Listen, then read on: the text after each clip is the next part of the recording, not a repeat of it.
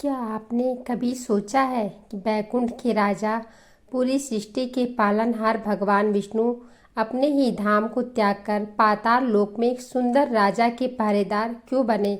यह केवल एक अवतार की कहानी नहीं है। यह कहानी है एक वचन की, गुरु की एक चतुर चाल की और एक ऐसे भक्त के समर्पण की जिसने स्वयं ईश्वर को अपने प्रेम के बंधन में बांध दिया। कहानी की शुरुआत होती है बैकुंठ लोक के उस सन्नाटे से जहाँ कभी खुशियों की धारा बहती थी। आज वहाँ महीनों से सन्नाटा छाया हुआ था। माता लक्ष्मी का हृदय व्याकुल था।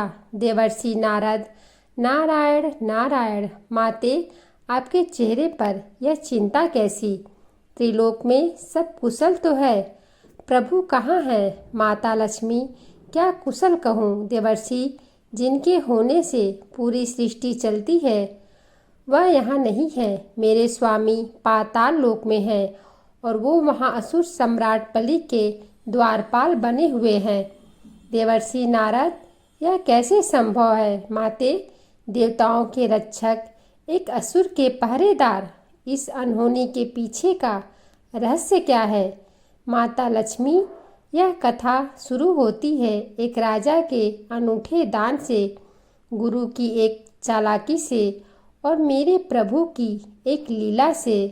धरती पर असुर सम्राट बलि का राज था। बलि प्रहलाद का पौत्र और एक महान दानवीर था, लेकिन उसके मन में अपनी शक्ति और दान का एक सूक्ष्म अहंकार आ गया था। राजा बलि, गुरुदेव, मेरे दान और तपस्या ने मुझे देवताओं से भी ऊपर बना दिया है। अब इस अंतिम यज्ञ के बाद पूरी सृष्टि पर मेरा ही अधिकार होगा। गुरु शुक्राचार्य, बलि, अहंकार मत करो। देवता छल करने में माहिर है। मुझे किसी अनिष्ट की आशंका हो रही है। राजा बलि, आप व्यर्थ चिंता करते हैं गुरुदेव। अगर स्वयं नारायण भी मेरे सामने याचक बनकर आ जाए तो मैं उन्हें भी खाली हाथ नहीं लौटाऊंगा। तभी यज्ञ मंडप में एक अत्यंत तेजस्वी छोटे कद के ब्राह्मण कुमार प्रवेश करते हैं। वामन रूप में स्वयं भगवान विष्णु, हाथ में पीतल का कमंडल और छाता। राजा बलि, हे ब्राह्मण कुमार, आपका स्वागत है। बोलिए, आपको क्या चाहिए? सोना, चांदी, राज्य या धन? भगवान वामन, हे राजन, मुझे धन या राज्य का कोई लोभ नहीं। मुझे तो केवल अपने साधना स्थल के लिए 3 पग भूमि चाहिए, जिसे मैं अपने इन छोटे पैरों से नाप सकूं। राजा बलि हंसते हुए, केवल 3 पग भूमि? आप मेरा उपहास कर रहे हैं। मांगना ही है तो कुछ बड़ा मांगिए।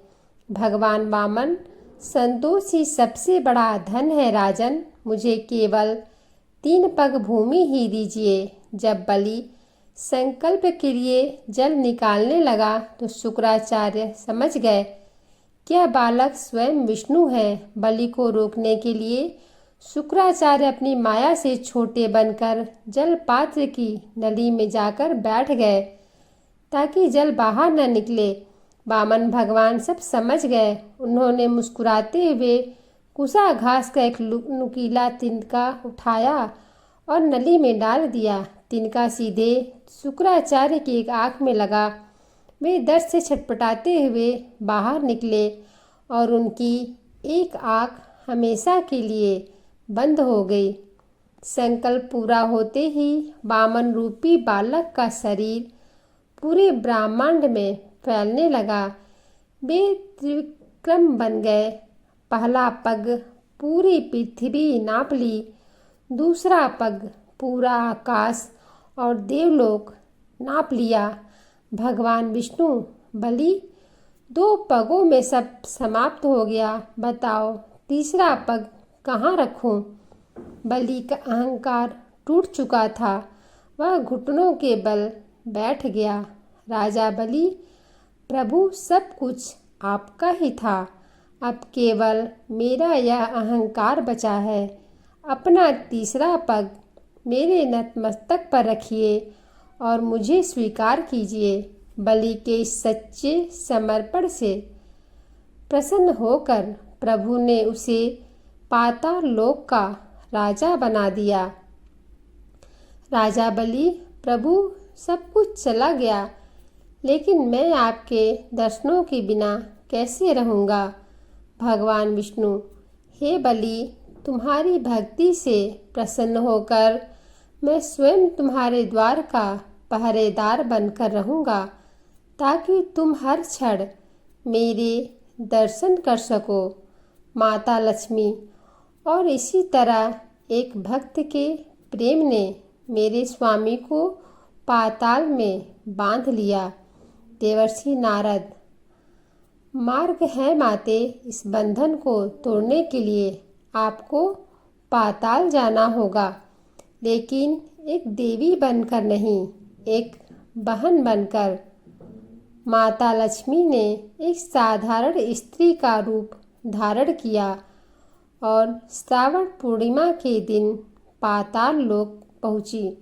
वे रोने का अभिनय करने लगी। राजा बलि, हे देवी, आप क्यों रो रही हैं? माता लक्ष्मी, राजन, आज रक्षा का पवित्र पर्व है, लेकिन मेरी कलाई पर राखी बांधने वाला कोई भाई नहीं है। राजा बलि, आज से तुम मेरी बहन हो। माता लक्ष्मी ने बलि की कलाई पर रेशमी धागा बांध दिया। राजा बलि, मांग बहन, उपहार में क्या चाहिए? माता लक्ष्मी, भैया, उपहार में मुझे मेरे पति द्वारपाल वापस लौटा दो। बलि सब कुछ समझ गया। उसने मुस्कुराकर हाथ जोड़ लिए। राजा बलि, एक राजा हार सकता है, लेकिन एक भाई अपनी बहन को दिया वचन कभी नहीं तोड़ सकता। प्रभु, आप माता लक्ष्मी के साथ बैकुंठ पधारिए। भगवान विष्णु ने बलि को आशीर्वाद दिया और उसी दिन से श्रावण पूर्णिमा का यह दिन भाई बहन के प्रेम का प्रतीक रक्षाबंधन कहलाया। तो दोस्तों, क्या आप बता सकते हैं कि गुरु शुक्राचार्य की आँख में भगवान वामन ने किस चीज़ का प्रयोग किया था? अपना जवाब कमेंट में ज़रूर लिखें और साथ ही जय श्री हरि लिखना न भूलें।